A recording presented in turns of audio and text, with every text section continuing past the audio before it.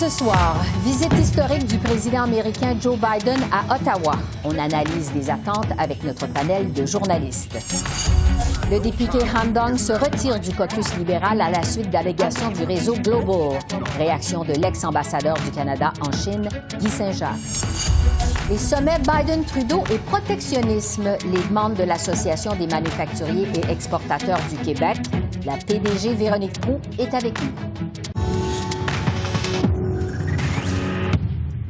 Bonsoir, Mesdames, Messieurs. Le président américain Joe Biden a amorcé ce soir sa toute première visite officielle au Canada. L'avion transportant le président et son épouse Jill s'est posé en début de soirée à l'aéroport international d'Ottawa.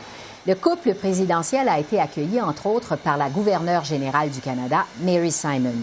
La vice-première ministre Chrystia Freeland et la ministre des Affaires étrangères, Mélanie Joly, faisaient également partie de la délégation d'accueil.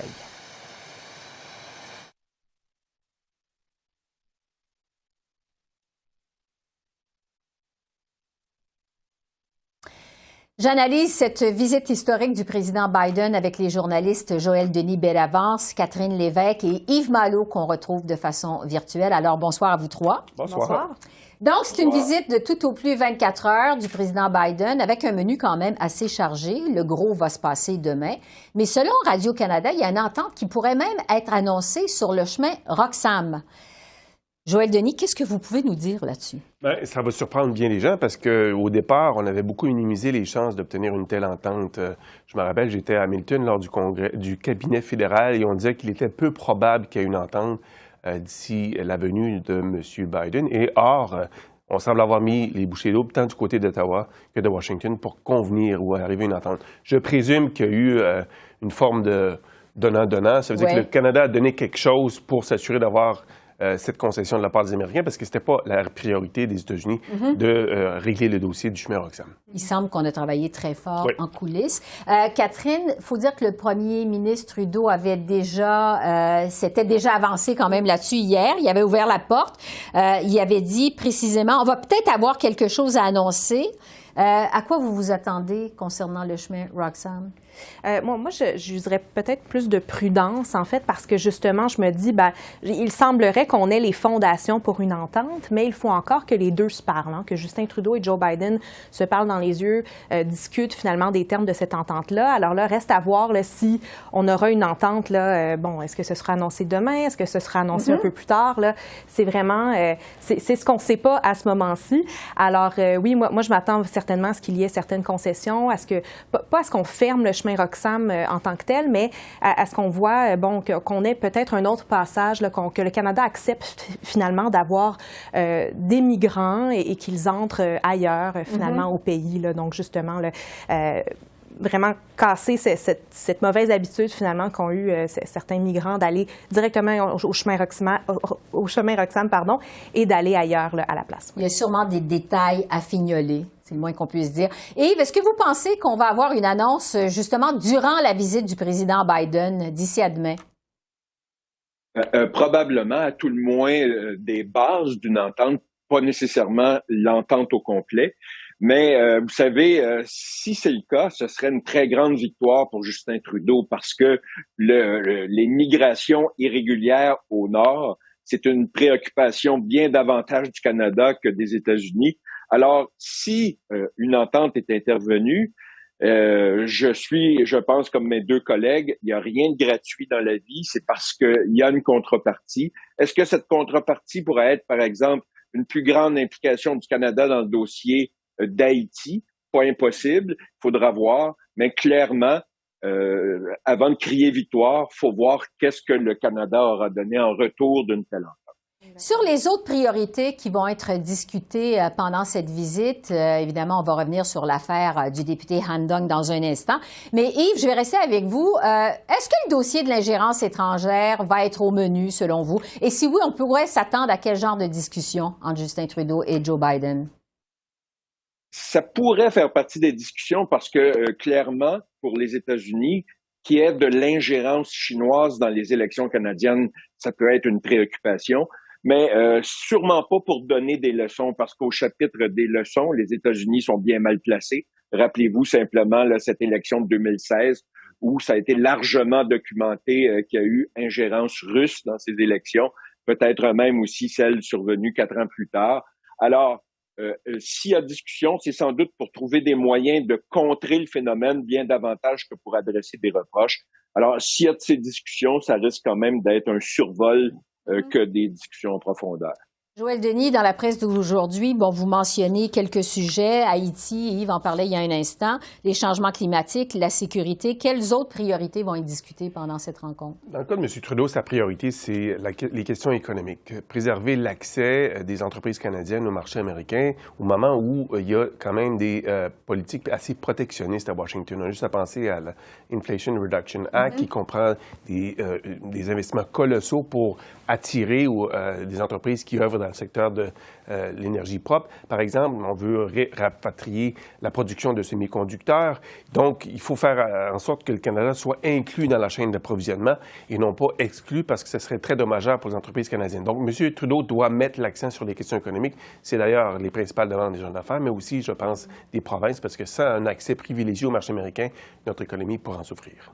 Catherine, les autres thèmes pendant cette rencontre? Les minéraux critiques, c'est un peu lié à ce que Joël Denis vient de dire, mais justement, on veut aussi faire partie de cette stratégie-là. On veut que, finalement, nos ressources naturelles là, soient utilisées par les États-Unis. Donc, il faut absolument qu'on saute sur l'occasion pour se vendre, pour démontrer à Joe Biden, dans le fond, qu'on est des partenaires fiables là, de ce côté-là, et pour, justement, construire là, des véhicules électriques. On sait que c'est l'avenir. Alors, vraiment, là, je dirais que les minéraux critiques, moi, je vais vraiment surveiller ça demain. Revenons maintenant sur l'histoire qui fait couler beaucoup d'encre, évidemment, sur la colline aujourd'hui. C'est celle du député Han Dong qui a quitté le caucus libéral hier soir à la suite d'allégations du réseau Global, selon lesquelles il aurait conseillé à un consul de Chine de retarder la libération des deux Michael pour favoriser son parti. Yves, d'abord, qu'est-ce que vous pensez de toute cette histoire, de ces allégations-là? C'est tellement gros que ça me paraît presque invraisemblable. Vous savez, jouer sur la liberté de deux personnes pour des raisons électoralistes, alors soit que ça relève purement de Machiavel, ou encore c'est une vendetta contre le député en question pour essayer de s'en débarrasser. Parce que j'ai de la difficulté à croire qu'un député d'arrière-ban ait une telle influence et qu'il puisse faire des choses aussi monstrueuses à l'insu de son gouvernement. Alors, tout ce que ça me dit de façon claire, c'est qu'on se rapproche de plus en plus d'une enquête publique, que ça va vraiment prendre une enquête publique pour faire la lumière là-dessus. Et même si on ne fait pas tout à fait la lumière là-dessus, ne serait-ce que pour rassurer la population que de telles choses ne sont pas possibles au Canada, ou si elles le sont, il faut que ça soit très, très vivement réprimandé. Oui.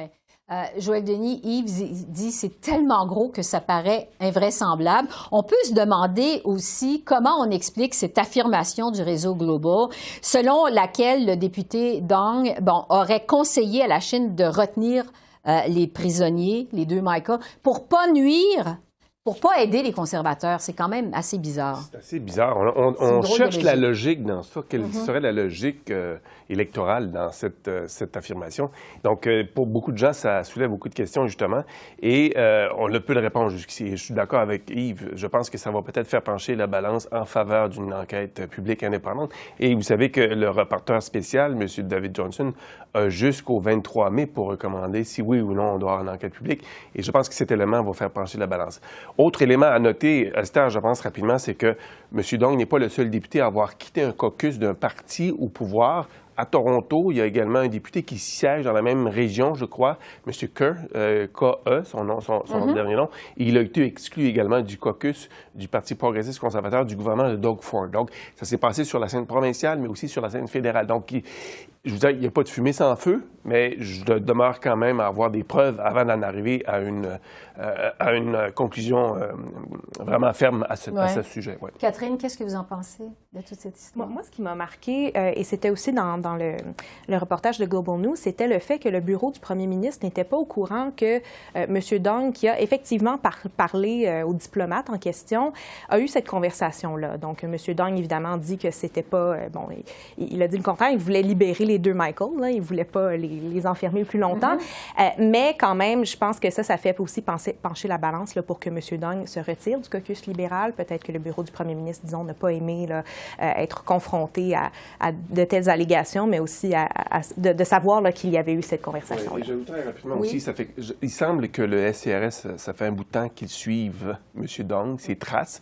D'abord et avant tout parce qu'ils avaient signalé au premier ministre, en tout cas à tout le moins, des irrégularités concernant l'Assemblée d'investiture de 2019, quand il a été choisi par le Parti libéral pour être candidat aux élections de 2019. À ce moment-là, on disait déjà qu'il y avait eu de l'ingérence étrangère, notamment chinoise, et donc ça faisait un bout de temps qu'il était sur le radar du SCRS. Et M. Trudeau s'était porté à sa défense de façon très vigoureuse en disant que le SCRS n'avait pas le droit de déterminer qui allait être candidat pour le Parti libéral. Est-ce une réponse du SCRS à la réaction de Justin Trudeau en coulant l'information globale sur M. Dong? Ça reste à voir, mais il se passe quelque chose aussi au sein du SCRS. Yves, le mot de la fin, il ne nous reste même pas 20 secondes. Est-ce que vous pensez que toute cette histoire-là du député Dong, ça va porter ombrage au sommet Biden-Trudeau? On va juste parler de ça finalement. Ça risque de porter effectivement ombrage parce que j'imagine au point de presse de demain, les questions que les gens auront de la part du Canada, c'est oui, Chomé Roxane, mais aussi l'histoire Dong. Alors, ça va porter ombrage partiellement, mais évidemment, c'est tellement gros aussi la visite d'un président, c'est tellement rare que ça va reprendre le haut du pavé au cours de la journée de demain. Joël Denis, Catherine, Yves, merci beaucoup. Merci. Merci, Esther. Merci. Au revoir. Et l'affaire Han Dong, justement, a monopolisé les débats à la Chambre des communes cet après-midi. Je vous rappelle que le député Dong s'est retiré du caucus libéral hier soir. C'est survenu en réaction aux allégations du réseau Global, selon lesquelles il aurait conseillé à un consul de Chine de retarder la libération des deux Michael pour favoriser les libéraux. Voici d'abord le chef de l'opposition, Pierre Poilievre. Pendant 1000 jours, les deux Michael étaient dans une cellule de torture, sans fenêtre, sans espoir et sans savoir quand ils seraient libérés. Mais on a appris hier, selon Global News, qu'un député libéral aurait, et je cite, conseillé en privé à un haut diplomate chinois en février 2021 que Pékin devrait suspendre la libération des deux Michael, selon 2 sources de sécurité nationale. Ces membres de nos forces de sécurité auraient informé le premier ministre de cette information. Donc, quand l'avait-il su? L'honorable ministre des Affaires étrangères. Monsieur le Premier ministre, vous savez, ramener les deux Michael Kovrig et Michael Spavrik, a été la priorité absolue de ce gouvernement. Et je vous dirais de tous les membres de cette Chambre et de tous les Canadiens. Alors, nous avons travaillé pendant 2 ans d'arrache-pied pour faire en sorte que ces 2 hommes, détenus de façon arbitraire par la Chine, reviennent ici au Canada. Et tous les membres en cette Chambre devraient en être convaincus. Guy Saint-Jacques est l'ancien ambassadeur du Canada en Chine. Bonsoir, M. Saint-Jacques. Bonsoir, Mme Bégin. Le député Dong a admis qu'il avait rencontré le consul chinois durant la détention des deux Michaels en Chine, même s'il n'en avait pas informé le premier ministre Justin Trudeau.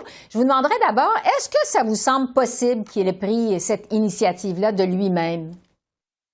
Je pense que oui. Puis en fait, quand on regarde le travail que font les députés, dans des circonstances normales, c'est vrai qu'il y a plusieurs rencontres avec des représentants diplomatiques d'autres pays. Si on pense par exemple aux échanges parlementaires, mais dans ce cas-ci, il faut se replacer dans le contexte. En février 2021, on était en pleine crise avec la Chine.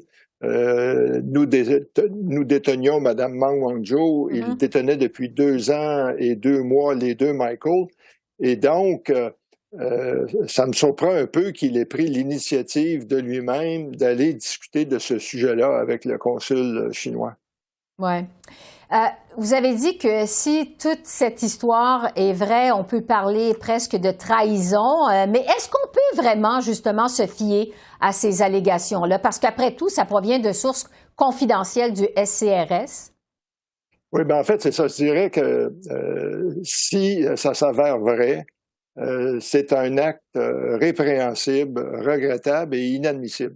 Je ne sais pas si ça va jusqu'à la trahison, parce que là, la trahison, vraiment, il y a un seuil légal là, précis à franchir, mais Ceci étant dit, ça soulève aussi une question de loyauté, là, où est sa loyauté? Puis c'est un cas qui impliquait 2 Canadiens qui étaient détenus dans des circonstances très misérables. Ce qui fait que tout ça soulève beaucoup de questions, mais aussi, ce serait intéressant d'en savoir un peu plus sur ces 2 sources qui ont informé Global, qui ont confirmé, parce que, bien sûr, si c'est une conversation qui a été interceptée, il y a sans doute un enregistrement qui a été fait, et puis si on pouvait mettre la main là-dessus, on saurait exactement qu'est-ce qui a été dit. Mais de toute façon, je pense que le fait d'avoir une réunion à ce moment-là avec le consul général chinois, ça a été fait sans doute à l'insu du bureau du premier ministre et ça n'aurait pas dû avoir lieu. Oui, parce que si ces allégations-là sont fausses, est-ce qu'on ne vient pas finalement de détruire la carrière politique de Han Dong? On peut se poser la question. Bien, je pense, c'est ça, que si déjà là, sa carrière est très affectée, puis je pense que sa réputation est entachée, mais il faut dire aussi que ça s'ajoute à d'autres allégations qu'on avait entendues au sujet de M. Han Dong, entre autres la façon dont son assemblée d'investiture avait eu lieu, où le consulat chinois de Toronto avait envoyé des étudiants chinois là, ils avaient analysé des autobus, puis pour participer au vote, il suffisait simplement de dire qu'on résidait dans la circonscription de M. Han Dong. Il y a eu un autre rapport aussi qui a dit que lors du vote à la Chambre des communes sur la question du génocide au Xinjiang, il s'était absenté. Et donc, il commence à avoir un peu de fumée autour de la personne de M. Han Dong. Puis, en fait, ce qui se passe dans tout ça, et si j'étais M. Trudeau, je serais un peu inquiet, c'est que il semble bien que il y a une guérilla qui est en cours entre les services de sécurité canadiens et le bureau du premier ministre, parce que d'après des contacts que j'ai eus avec des gens à Ottawa, j'ai appris qu'il y avait beaucoup d'insatisfaction devant le peu d'actions qui avaient été prises par le gouvernement suite aux nombreux rapports sur de l'ingérence chinoise lors des élections de 2019, mais aussi des élections de 2021. Oui. L'autre chose qui est nébuleuse aussi dans l'affaire Han Dong, c'est comment vous expliquez, vous, cette affirmation dans le reportage de Global selon laquelle M. Dong aurait conseillé à la Chine de retenir les prisonniers, les 2 Michael, pour pas aider les conservateurs. Quelle logique, vous voyez derrière ça? Bien, c'est ça, c'est assez difficile à comprendre. Puis, je suis allé revoir la chronologie des événements, là, qu'est-ce qui se passait. Puis en fait, je pense qu'au printemps 2021, l'équipe de Mme Meng, son équipe juridique, avait confiance qu'il pourrait convaincre le juge là, qui étudiait la demande d'extradition des Américains. Il pensait qu'il pourrait convaincre le juge de libérer Mme Meng. C'est que peut-être que Han Dong avait été tenu au courant du déroulement de ces événements-là. Puis s'il croyait dans cette version-là qu'elle allait être libérée et que Pékin avait mis comme condition du retour des 2 Michael que Mme Meng soit d'abord libérée, ben à ce moment-là, il aurait peut-être dit ces choses, mais ça reste à prouver. Puis je regardais du côté des 2 Michael. En fait, c'est le mois suivant, au mois de mars, d'abord le 19 mars, c'est là que Michael Spavor a eu son procès, qui a duré quelques heures. 2 jours plus tard, le 21, ça a été au tour de Michael Kovrig. Et donc, est-ce qu'il y a un lien de cause à effet de dire, bon, si Mme Meng est libérée, il ne faudrait pas libérer, c'est que donc... mais là, c'est ça, c'est vraiment, là, on arrive dans une histoire, une conspiration, que ça serait étonnant que ça soit déroulé de cette façon-là, parce que de toute façon, Pékin avait été très clair, il fallait que Mme Meng soit libérée avant que les 2 Michael ne le soient. Oui. En terminant, il reste à peu près une trentaine de secondes. Évidemment, avec ces derniers développements, là, ce qu'on apprend aujourd'hui, ça fait beaucoup de bruit, toute cette affaire. Est-ce que vous pensez que le premier ministre va changer son fusil d'épaule et finalement annonce une enquête publique immédiate sur l'ingérence étrangère? Est-ce que le moment est venu, selon vous? Ben, je serais surpris qu'il change d'idée parce que là, il s'est réfugié dans son idée que l'ancien gouverneur général, M. Johnson, va pouvoir fournir une première évaluation le 23 mai, puis il va essayer de s'en tenir à ça. Mais là, vraiment, on commence à avoir beaucoup de faits qui ont été allégués, beaucoup de fuites, et je pense qu'on arrive très près du moment où il va falloir qu'il y ait une enquête complète pour savoir qu'est-ce qui s'est passé, mais surtout pour prévenir la répétition de tels gestes à l'avenir et prendre finalement des mesures, incluant des lois, comme l'a fait l'Australie, par exemple, lorsqu'elle a été confrontée à un problème semblable il y a à peu près 5-6 ans. Guy Saint-Jacques, merci beaucoup. Merci. Merci. Au revoir. Pour revenir sur la visite officielle de Joe Biden au Canada, les attentes du monde des affaires canadien sont élevées. C'est que le programme Buy American que pousse le président Biden a des conséquences économiques directes sur les entreprises d'ici. J'ai discuté de cet enjeu avec Véronique Proulx, présidente et directrice générale des manufacturiers et exportateurs du Québec. Bonsoir, Madame Proulx. Bonsoir. Le président Joe Biden, on le sait, a un agenda qui est protectionniste. Il nous l'a d'ailleurs rappelé lors de son discours sur l'état de l'Union le 7 février dernier avec son Buy American qu'il continue de vouloir renforcer. Je vous demanderai d'abord, de façon générale, quelles sont vos attentes de ce sommet Biden-Trudeau? Bien, écoutez, nos attentes, c'est que le premier ministre puisse arriver à placer l'agenda du commerce international et l'accès au marché américain dans les priorités, dans les thèmes qui seront discutés au cours de ces 24 heures où le président Biden sera ici au Canada. Bon, parce que concrètement, justement, avec son Buy American, là, le président Biden veut resserrer les règles d'achat pour les projets d'infrastructure américains. En fait, ce que veut M. Biden, c'est que tous les matériaux de construction qui vont être utilisés dans les projets d'infrastructure fédéraux à venir, notamment dans la construction des routes, des ponts, que tous ces matériaux-là soient utilisés, soient fabriqués finalement aux États-Unis. Alors, parlez-nous des conséquences de ça sur les entreprises d'ici, les entreprises canadiennes. Absolument, puis vous l'avez bien dit, le Buy America, le Buy American, c'est là bien avant le président Biden, mais depuis son arrivée au pouvoir, il ne cesse de multiplier les annonces, les décrets pour augmenter les barrières à l'entrée au marché. Et ce que ça fait, c'est que des entreprises qui sont dans le secteur de la construction, les matériaux de construction, par exemple, les véhicules électriques, s'ils veulent avoir accès au marché américain, ils doivent ouvrir des usines ou investir du côté américain pour s'assurer que presque la totalité des biens soient fabriqués aux États-Unis. Alors, on ne le voit pas tout le temps, c'est-à-dire que c'est pas visible quand les entreprises choisissent d'investir du côté américain, mais au fil des années, on constate que l'investissement direct étranger se fait aux États-Unis au détriment du Canada. Et avec les mesures qui ont été annoncées même récemment, ça va inciter davantage d'entreprises à poursuivre dans cette lancée d'investir aux États-Unis. Oui. Pour nous aider à comprendre ces entreprises canadiennes qui s'installent aux États-Unis, est-ce que ça se produit de plus en plus? Est-ce que vous avez des exemples concrets?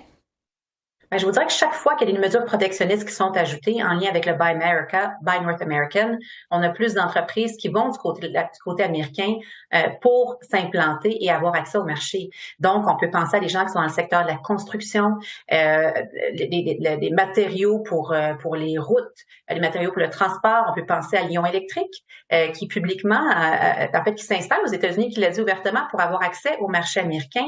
Alors, plus ça va aller, plus nos entreprises vont suivre cette tendance au fur et à mesure que les mesures protectionnistes augmentent.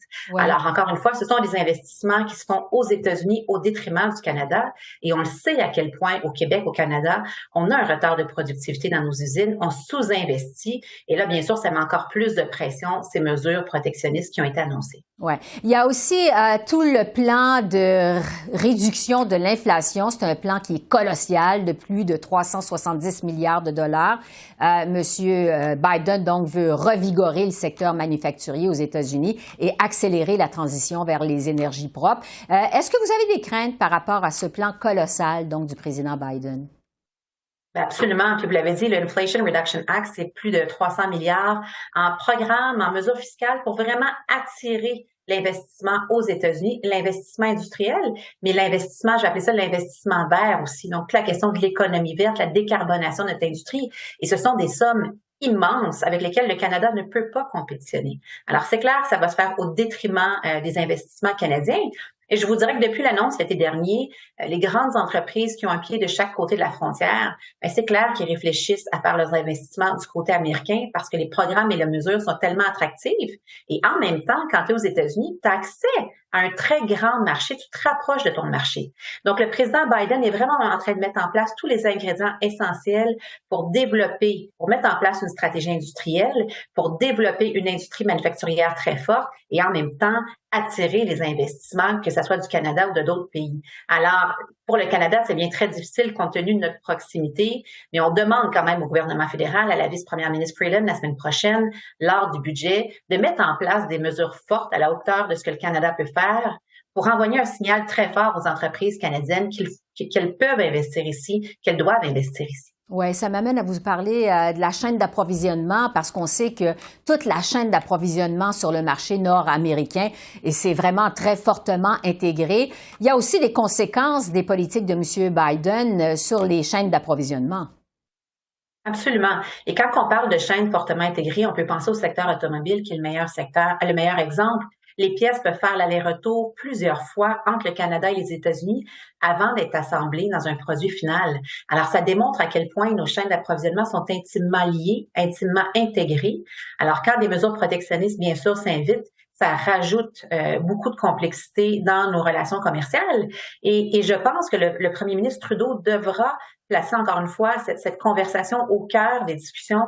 Pourquoi? Parce que le Canada est un allié stratégique à plusieurs égards, un allié stratégique dans les minéraux, dans l'acier, dans le métal, mais sur d'autres produits aussi. Il doit être en mesure de faire valoir ces points-là, qui ont un intérêt finalement pour les États-Unis de faire affaire avec le Canada et de maintenir l'accès au marché encore une fois. Oui, et ça, c'est vraiment ce que vous voulez que le premier ministre Trudeau rappelle à son invité, le président Biden, pendant sa visite au Canada, justement.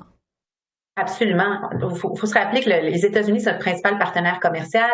C'est plus de 70% de nos exportations qui y sont destinées. Alors, on a besoin de maintenir notre accès au marché. Et encore une fois, le message, c'est qu'on doit travailler ensemble. On doit travailler à renforcer la compétitivité du marché nord-américain. Notre concurrence, elle est en Asie, elle est ailleurs dans le monde. Ouais. En terminant, Véronique Proulx, cette visite du président Biden, ça survient alors qu'évidemment l'ALENA, ça a été renégocié sous le président Trump. On se rappelle que le président Donald Trump avait lui aussi un agenda très protectionniste, je dirais, avec son America First. Trouvez-vous qu'en matière de protectionnisme américain, il y a une grande différence entre le président Biden et son prédécesseur Donald Trump? Je vous dirais qu'en termes de mesures ou d'impact, c'est relativement équivalent.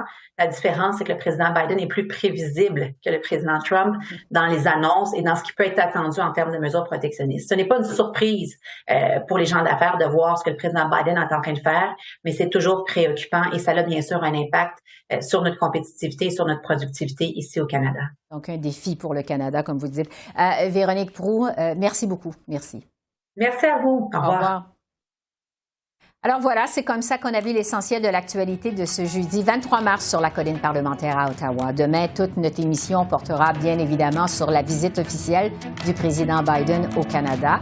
Nous serons pour l'occasion accompagnés de plusieurs analystes. Alors voilà, Esther Bégin qui vous remercie d'être à l'antenne de CEPAC, la chaîne d'affaires publiques par câble. Je vous souhaite une excellente fin de soirée et je vous dis à demain. Au revoir.